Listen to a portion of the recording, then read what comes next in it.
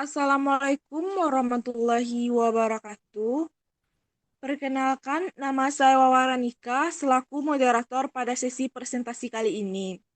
Yang terhormat, Ibu Rahmadani Fitri, SPD MPD, selaku dosen pengampu mata kuliah pengetahuan dan teknik laboratorium, serta teman-teman sekalian. Pada kesempatan kali ini, kelompok kami yang terdiri dari Maulidina, Zahratul Jannah, Wawaranika, dan Natasha Harzila akan mempresentasikan materi yang berjudul pemeliharaan alat dan bahan. Next, Din. Topiknya yaitu ada pemeliharaan alat, ada faktor penyebab kerusakan alat dan bahan yang akan dibawakan oleh Natasha Harzila. Yang kedua ada penyimpanan alat dan bahan kimia yang dibawakan oleh Maulidina. Yang ketiga ada perawatan preventif alat dan bahan yang akan dibawakan oleh Zahratul Jannah. Untuk itu, pada pemateri yang akan dibawakan oleh Natasha Harzila, kepada Natasha dipersilahkan.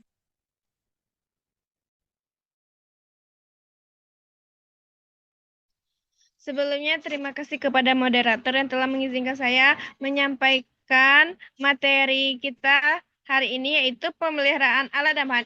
Apa sih pemeliharaan alat dan bahan ini? Yaitu tujuannya, pemeliharaan dan penyimpanan peralatan laboratorium merupakan suatu proses kegiatan dalam rangka mengantisipasi terjadinya kerusakan sedini mungkin, sehingga dapat meningkatkan efisiensi masa kerja peralatan yang digunakan. Nah, faktor penyebab kerusakan alat dan bahan yaitu ada faktor fisik, yang mana kerusakan ini bisa terjadi akibat kondisi fisik, lingkungan, atau perlakuan langsung pada alat maupun bahan. Yaitu yang pertama ada suhunya yang ekstrim. Nah, suhu yang terlalu tinggi dapat merusak plastik atau kaca. Sementara suhu yang rendah dapat membuat bahan tertentu membeku dan pecah.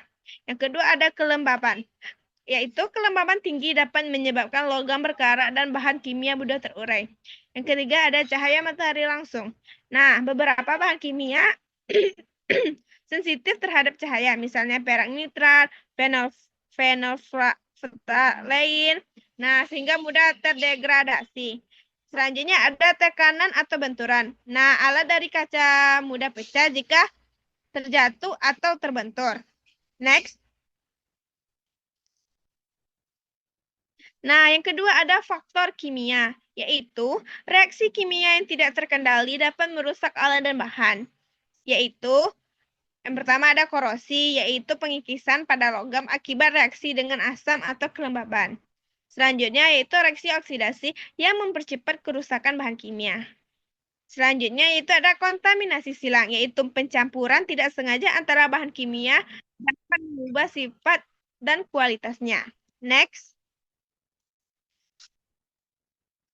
Nah, yang ketiga ini ada faktor biologis, yaitu beberapa bahan mudah rusak akibat aktivitas makhluk hidup, yaitu ada mikroorganisme atau bakteri dan jamur, yaitu tumbuh pada bahan organik seperti media kultur, larutan glukosa, atau bahan hayati. Selanjutnya ada serangga atau tikus yang dapat merusak bahan berupa kertas, kain, atau plastik. Selanjutnya, next. Nah, yang selanjutnya adalah faktor manusia, yang mana biasa disebut human error, yaitu kesalahan manusia merupakan penyebab paling umum kerusakan alat dan bahan, yaitu penggunaan yang tidak sesuai prosedur. Misalnya, menggunakan pipet tetes atau bahan panas yang tidak sesuai. Selanjutnya ada penyimpanan yang salah, misalnya menyimpan bahan kimia mudah terbakar dekat sumber panas, yang bisa menyebabkan kebakaran atau meledak. Selanjutnya adalah kurangnya perawatan, yaitu tidak dibersihkan atau dikalibrasi setelah digunakan. Selanjutnya ada kelalaian. Alat tidak dimatikan setelah dipakai, botol bahan kimia tidak ditutup rapat. Next. Nah, yang selanjutnya adalah faktor waktu atau usia pakai. Nah, alat memiliki umur teknis, misalnya lampu mikroskop atau timbangan digital yang lama kelamaan atau aus atau akan rusak seiring kita memakainya. Selanjutnya ada bahan kimia juga memiliki masa kadaluarsa, yaitu bisa berubah sifat dan kualitasnya jika digunakan setelah melewati batas waktu. Baiklah, hanya itu yang bisa saya jelaskan pada materi ini. Saya kembalikan kepada moderator.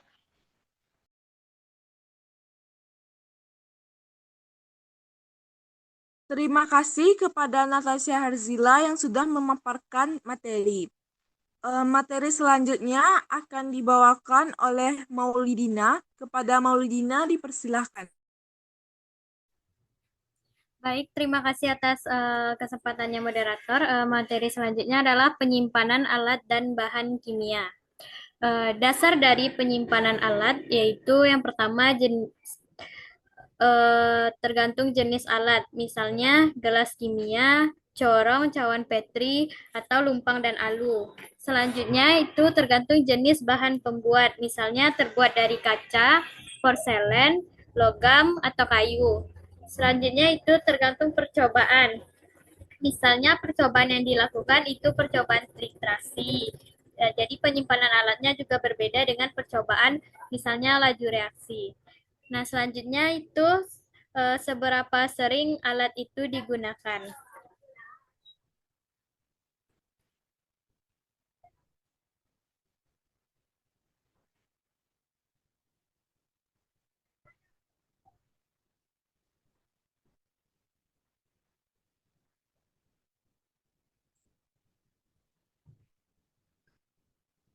Baik, selanjutnya dasar dari penyimpanan bahan. Yang pertama itu bisa dilihat dari wujud bahan, apakah bahan itu padat atau cair.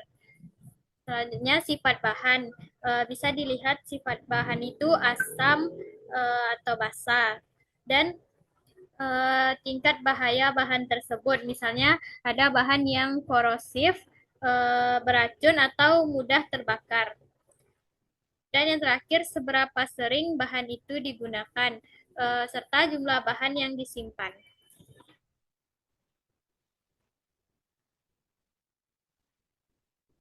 Selanjutnya, beberapa persyaratan penyimpanan alat dan bahan berdasarkan Roharjo tahun 2017, yaitu mengetahui jenis bahan dasar yang digunakan. Informasi ini akan membantu kita dalam memutuskan cara yang tepat untuk menyimpannya.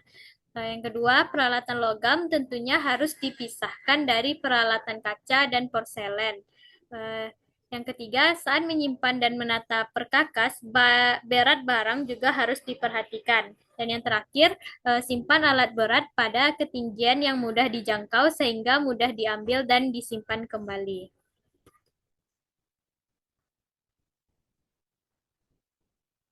Nah, ini adalah contoh penyimpanan alat dan bahan yang salah.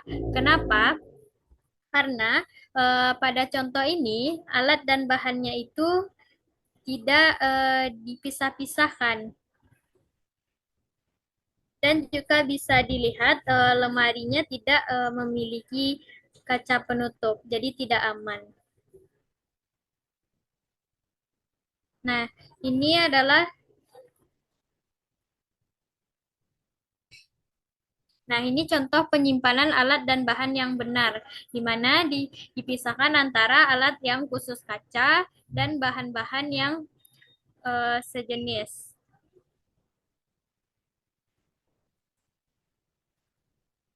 Baik, hanya itu yang dapat saya sampaikan. Saya kembalikan kepada moderator.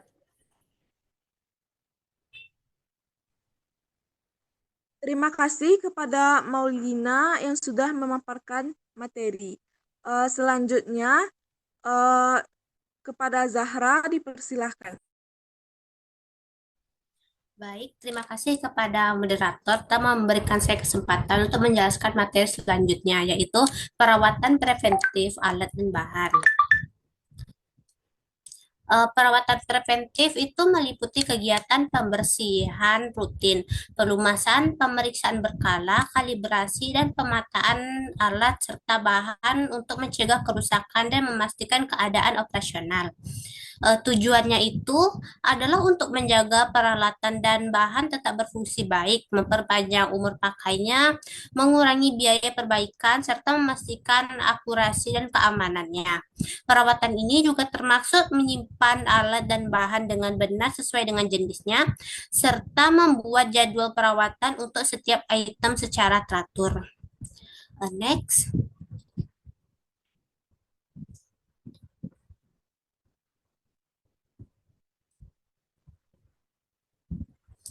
Perawatan peralatan. Dia perawatan peralatan itu yang pertama ada pembersihan dan pemeliharaan rutin. Pembersihan peralatan seperti meja kerja, lantai, dan permukaan yang sering digunakan sehari-hari. Dan lakukan juga pembersihan mendalam secara berkala, misalnya mingguan, untuk mencegah akumulasi kotoran.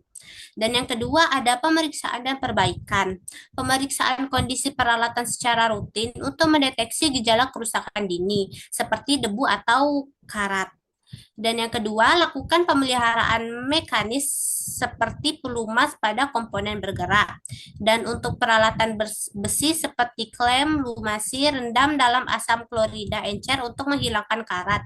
Lalu bilas, keringkan, dan lumasi lagi sebelum disimpan untuk menjaga kolusi. Dan yang ketiga ada kalibrasi. Kalibrasi ini merupakan lakukan kalibrasi peralatan secara teratur untuk memastikan keakuratannya. Dan yang keempat ada penyimpanan yang tepat. Simpan alat di lemari tertutup yang bersih, dikelompokkan berdasarkan jenis bahannya, seperti gelas, logam, plastik, dan lain-lain, dan beri label yang jelas. Peralatan berat diletakkan di rak bawah untuk stabilitas dan kemudahan pengambilannya. Dan yang kelima ada penyimpanan bahan khusus. Bahan karet itu tidak boleh disimpan di suhu panas. Sementara bahan plastik itu tidak boleh disimpan dalam jangka waktu yang lama di dekat api atau bahan organik. Next.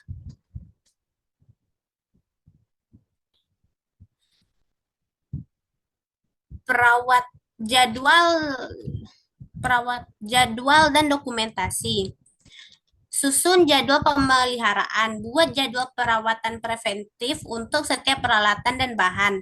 Catat kegiatannya, buat catatan mengenai kapan setiap kegiatan pemeliharaan dilakukan dan siapa yang melakukannya untuk pemantauan.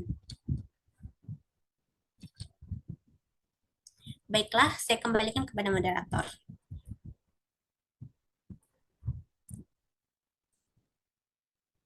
Terima kasih kepada Zahratul Jannah yang telah memaparkan materi.